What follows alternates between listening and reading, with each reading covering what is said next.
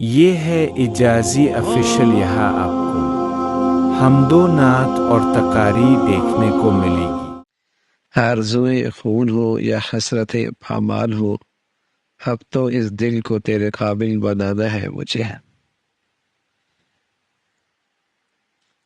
اگر آدمی یہ طے کر لے کہ میں نے رمضان میں اپنے اللہ کو منانا ہی ہے اور اپنے اللہ کو پا لینا ہی ہے، اور پھر اپنی سے ہمت اور کوشش شروع کر دے، تو میرے عزیزوں یہ ہو نہیں سکتا کہ اللہ سچی طلب کرنے والوں کو یہ دولت عطا نہ فرمائے۔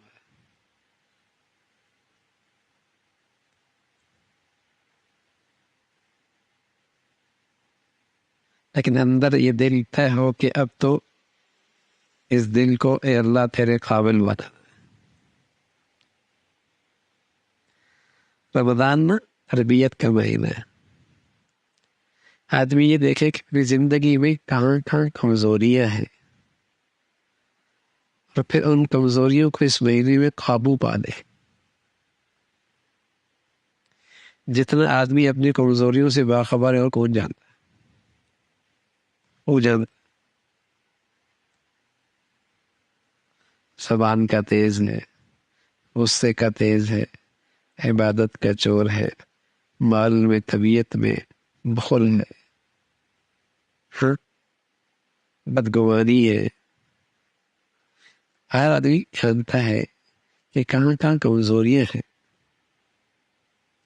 عبادت میں کمزوری ہے، اخلاق میں کمزوری ہے، اللہ کا حق ضائع کرتا ہے، مخلوق کا زیادتی کرتا ہے۔ تو یہ ایک تربیت کا مہینہ ہے، تو آدمی ان کمزوریوں پہ قابو پا لے۔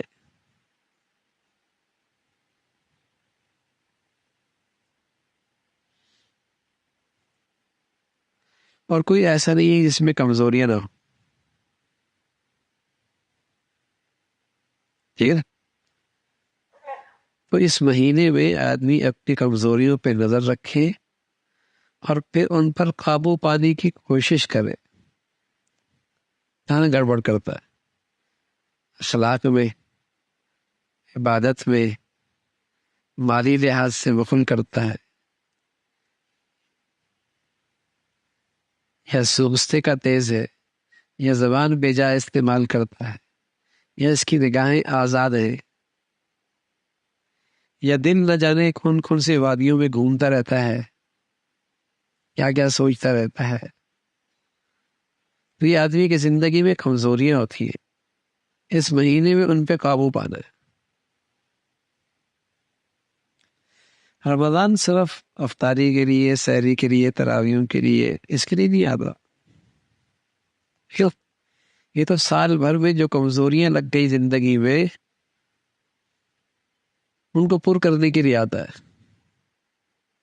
جہاں جہاں سوراخ ہو گئے، جہاں جہاں کمزوریاں آ گئی، جہاں جہاں ٹوٹ پھوٹ ہو گئی نا زندگی میں، دین کے لحاظ سے، ایمان کے لحاظ سے، اس ٹوٹ پھوٹ کو ٹھیک کرنا ہے۔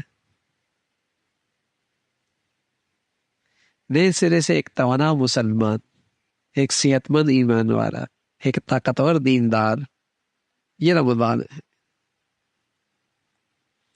کہ رمضان کے بعد اس کی زندگی وہ نہ ہو جو رمضان سے پہلے تھی۔ جو کمزوریاں تھی وہ الحمدللہ پوری ہو گئی۔ یہ رمضان اس لیے آتا ہے،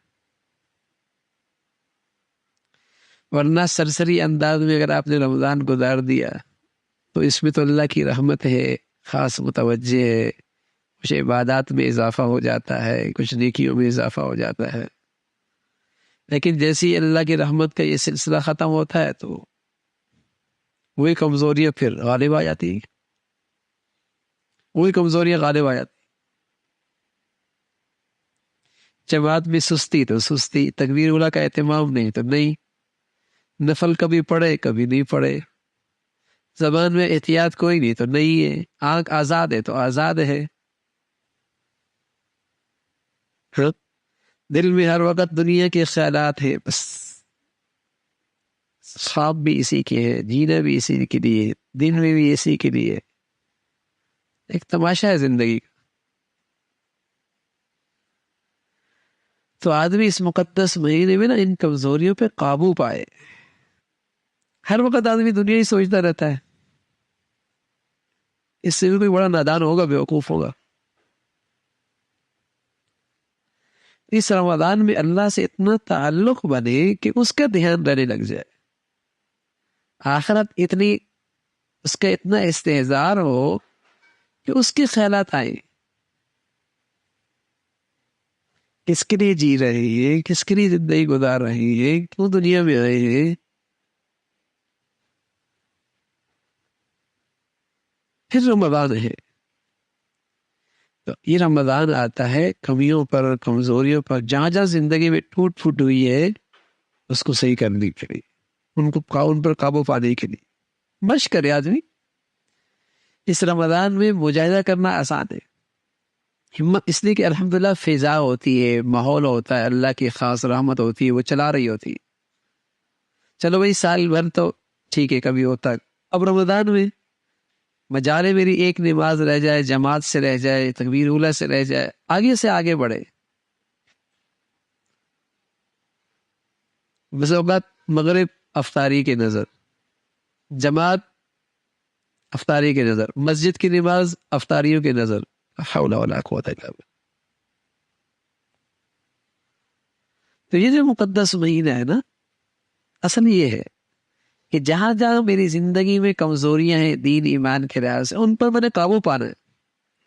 بس اوقات طبیعت میں ہوتا ہے، عبادت کا ذوق تو ہوتا ہے ماشاءاللہ، سخاوت بھی ہوتی ہے، لیکن اخلاق بڑے تکلیف دہ ہوتے. اخلاقی کمزوریاں بڑی تکلیف دہ ہوتی. یہ نہ چند دن کسی کے ساتھ رہ سکتا ہے، نہ بیٹھ سکتا ہے، نہ زندگی گزار سکتا ہے. ایسی کمزوری ہے. کچھ دنوں کے بعد وہ کاٹنا شروع کر دیتا بچھو کی طرح.